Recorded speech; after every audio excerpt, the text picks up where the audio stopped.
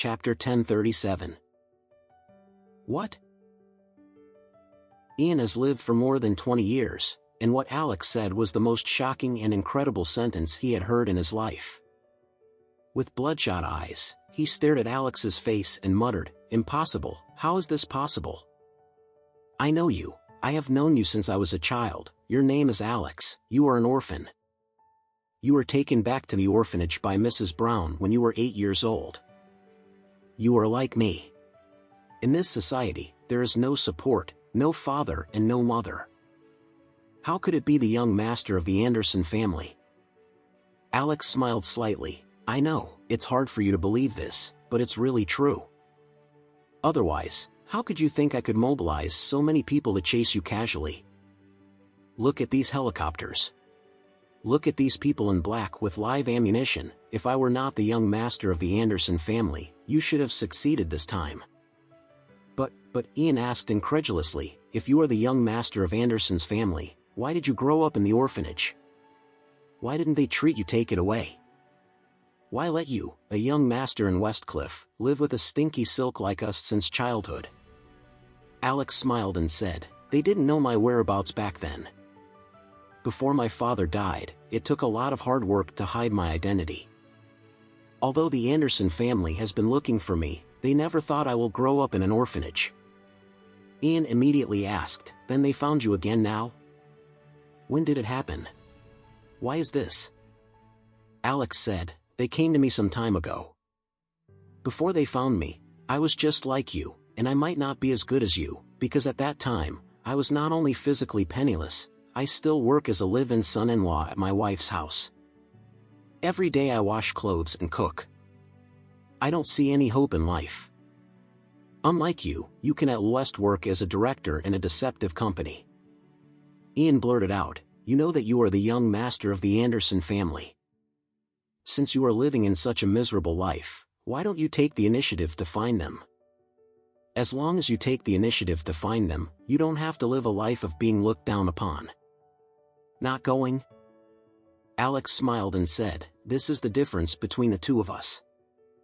I came from an extraordinary background, but I am willing to be humble. You come from a humble background, but you are not willing to be humble and ordinary. If you are like me and willing to be humble, how can you commit crimes? What's the big mistake today?" "I don't understand." Ian desperately shook his head, already a little irrational, and said, "I don't understand. I really don't understand. Is it because you saw money when you were young? Can you go on?" "Perhaps." Alex smiled faintly, and said, "When I was young, I was really rich in clothes and goods. The life I lived at that time may be something you can't imagine now, but what about it? I didn't live well. Happy. My parents are not happy either." Ian asked incredulously, "Then are you willing to suffer poverty? When you were a kid, you obviously experienced a rich life, but when you have nothing, don't you miss that life?" Alex sighed lightly and said again, "Ian, you take money too seriously. You can take money very seriously, but you can take money too seriously. There are certain things that money can never match. For example, your ideals, your love, your principles, and your conscience. Once you put your position in the wrong position, you will do things wrong. Some things can be changed if they are wrong, and some things cannot be changed if they are wrong." At this moment, Ian finally realized how humble he was.